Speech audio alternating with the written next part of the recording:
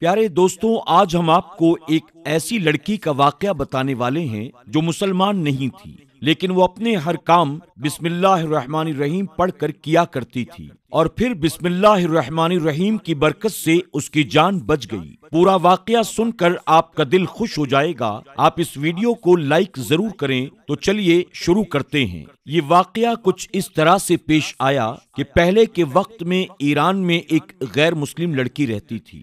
اس وقت تک وہ لڑکی مسلمان نہیں ہوئی تھی۔ اس وقت ایران میں ایک بادشاہ حکومت کرتا تھا۔ اس بادشاہ کا جو وزیر تھا وہ اس لڑکی کا باپ تھا، لیکن وہ بہت ظالم آدمی تھا۔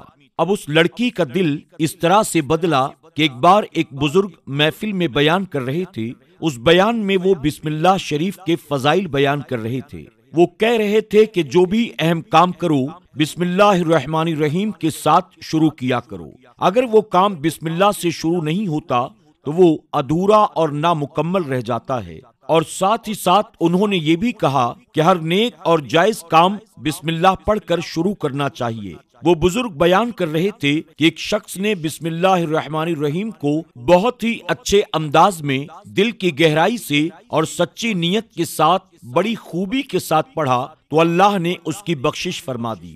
بس یہ سننے کی دیر تھی کہ اس لڑکی کے دل میں ایمان جاگ اٹھا۔ بس اب اللہ تبارک و تعالیٰ کی کرم نوازی ہو چکی تھی اور وہ اسلام کی محبت میں ڈوبتی چلی جا رہی تھی۔ جب وہ لڑکی ان بزرگ کی بات سن کر گھر واپس آئی تو اس لڑکی نے چلتے پھرتے اٹھتے بیٹھتے سوتے جاگتے ہر وقت بسم اللہ الرحمن الرحیم کا ذکر جاری کر دیا۔ اس کا جو باپ تھا اسے اسلام سے نفرت تھی۔ اس نے جب دیکھا کہ اس کی بیٹی یہ پڑھ رہی ہے، بسم اللہ شریف کا ورد کر رہی ہے، تو اس کو غصہ آنے لگا، کیونکہ وہ لڑکی ہر وقت ہر اچھے کام سے پہلے بسم اللہ الرحمن الرحیم پڑھتی جاتی تھی اور بہت خوش ہوتی تھی، اور یہ بھی کہتی تھی کہ اس کلمے سے میرے دل میں ایمان جاگ رہا ہے اور مجھے ایسا لگ رہا ہے میرا ہر کام بن جاتا ہے۔ جب یہ بات باپ نے سنی تو بہت ناراض ہوا۔ اس نے یہ طے کر لیا کہ اب میں اس کو کہیں باہر نہیں جانے دوں گا، اب یہ مار پیٹ سے صحیح ہوگی۔ یہ ظالم آدمی اپنی بیٹی کو بہت مارتا اور اسے کمرے میں بند کر دیتا تھا، اس کو بھوکا رکھتا تھا، لیکن وہ بسم اللہ الرحمن الرحیم پڑھتی جاتی تھی۔ اس لڑکی کے پاس بہت سارے کبوتر تھے۔ اس کا باپ بادشاہ کا وزیر تھا تو اسی محل میں وہ بھی رہتی تھی۔ وہ جب بھی کمرے میں ہوتی تو ان کبوتروں کو بسم اللہ الرحمن الرحیم سکھاتی تھی۔ وہ سارے کبوتر اس کے دوست تھے اور اس کی کھڑکی کے پاس ہی ان کبوتروں کا گھونسلہ تھا۔ باپ نے جب بند کر کے بھی آزما لیا تو اب سوچا میں اس کو مار ڈالوں گا، یہ سدھرنے والی نہیں ہے۔ اس کے بعد اس ظالم باپ نے ایک سازش رچی کہ بادشاہ کے پاس ایک ہیرے کی انگوٹھی تھی جو کسی اور کے پاس نہیں تھی، صرف اسی بادشاہ کے پاس تھی۔ بادشاہ اس انگوٹھی کو بہت سنبھال کر رکھتا تھا۔ جان سے زیادہ وہ انگوٹھی بادشاہ کو عزیز تھی۔ ایک بار بادشاہ سو رہا تھا اور انگوٹھی اس کے سرہانے رکھی ہوئی تھی۔ یہ وزیر یعنی اس لڑکی کا باپ چپکے کمرے میں آیا اور وہ انگوٹھی اٹھا کر وہاں سے چلا گیا۔ لڑکی کو دیتا تو وہ بادشاہ کو بتا سکتی تھی کہ انگوٹھی میرے باپ نے مجھے دی۔ اب اس نے سوچا کہ میں کیا کروں۔ اگلے دن وہ بیٹی کے کمرے میں آیا، اس وقت وہ کمرے میں موجود نہیں تھی۔ باپ ادھر ادھر دیکھنے لگا۔ اس نے سوچا کہ یہ جو کبوتروں کا گھونسلہ ہے اس کے اندر میں انگوٹھی چھپا دیتا ہوں اور سپاہیوں سے کہوں گا کہ اس گھونسلے کی بھی تلاشی کر لو، ہو سکتا ہے کہ انگوٹھی اس میں موجود ہو۔ سازش تو بڑی اچھی تھی، چالاکی سے اس نے اپنا کام کیا تھا، لیکن سب کچھ اس کے منصوبے کے مطابق نہیں ہوا۔ وہ لڑکی اللہ کا نام لینے والی تھی۔ اللہ پاک اپنے بندوں کو کبھی مایوس نہیں فرماتا۔ لڑکی کو یہ بات نہیں پتا تھی کہ انگوٹھی کبوتروں کے گھونسلے میں ہے۔ بادشاہ نے جب دیکھا کہ انگوٹھی غائب ہو گئی تو غصے سے پاگل ہو گیا۔ اپنے سپاہیوں کو بلوایا اور کہا جس کسی نے میری انگوٹھی چرائی ہو اس شخص کو گرفتار کر کے لاؤ، میں خود اپنے ہاتھوں سے اس کا سر قلم کروں گا۔ وزیر تو اسی موقع کی طاق میں تھا۔ وہ کہنے لگا جان کی امان پاؤں تو بادشاہ سلامت کچھ عرض کرنا چاہتا ہوں۔ آپ باہر کے لوگوں کو کیوں دیکھ رہے ہیں؟ آپ کو سب سے پہلے اس محل سے تلاشی شروع کرنا چاہیے۔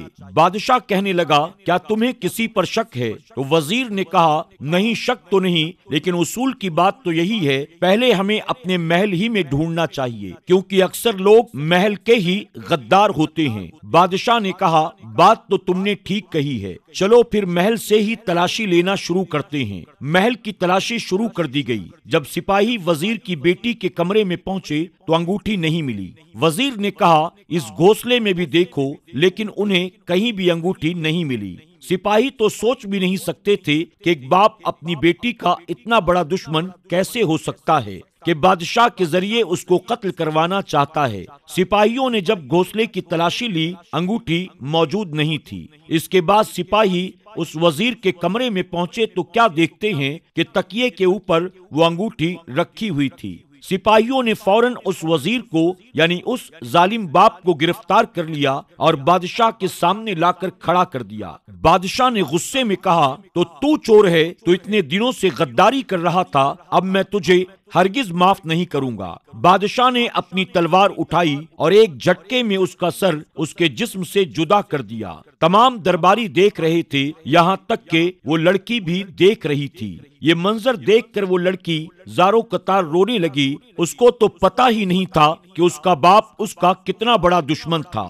دوستوں، اب میں آپ کو بتاتا ہوں کہ وہ انگوٹھی باپ کے کمرے میں کیسے پہنچی۔ جیسا کہ میں نے آپ کو یہ بتایا، وہ لڑکی ان کبوتروں کو بسم اللہ سکھایا کرتی تھی۔ جب وہ ظالم باپ انگوٹھی رکھنے آیا تو کبوتر اللہ پاک کی قدرت سے یہ بات سمجھ رہے تھے، اور وہ کبوتر جس کے گھونسلے میں وہ انگوٹھی موجود تھی وہ اڑنے لگا۔ جب وہ اڑنے لگا تو انگوٹھی اس کے پیروں میں پھنس گئی۔ اب وہ اڑ کر اس ظالم باپ کے کمرے میں آیا اور انگوٹھی اس کے بستر پر گرا دی اور واپس اپنے گھونسلے میں چلا گیا۔ تو دوستوں، اس طرح بسم اللہ کی برکت سے اس لڑکی کی جان بچ گئی۔ اب لڑکی نے سوچا کہ میں نے جو ان بزرگ کی بات سنی تھی، جو انہوں نے کہا تھا کہ بسم اللہ کی برکت سے ہر بگڑے کام بن جاتے ہیں، مشکلات حل ہو جاتی ہے، تو اب تک اس لڑکی نے یہ بات آزما لی تھی۔ اس کے بعد وہ لڑکی مسلمان ہو گئی۔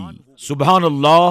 دیکھا دوستوں آپ نے بسم اللہ الرحمن الرحیم کی برکت۔ یقیناً بسم اللہ کی برکت سے میرا کریم بڑی سے بڑی مصیبت کو ٹال دیتا ہے اور ناممکن کو ممکن بنا دیتا ہے۔ آج کی ہماری یہ ویڈیو آپ کو کیسی لگی کمنٹ باکس میں جا کر ضرور بتائیں، اور اس ویڈیو کو اپنے دوست احباب کے ساتھ شیئر کرنا نہ بھولیں۔ انشاءاللہ بہت جلد اگلی ویڈیو کے ساتھ پھر آپ کی خدمت میں حاضر ہوں گے۔ تب تک کے لیے ہمیں اجازت دیں۔ اللہ حافظ۔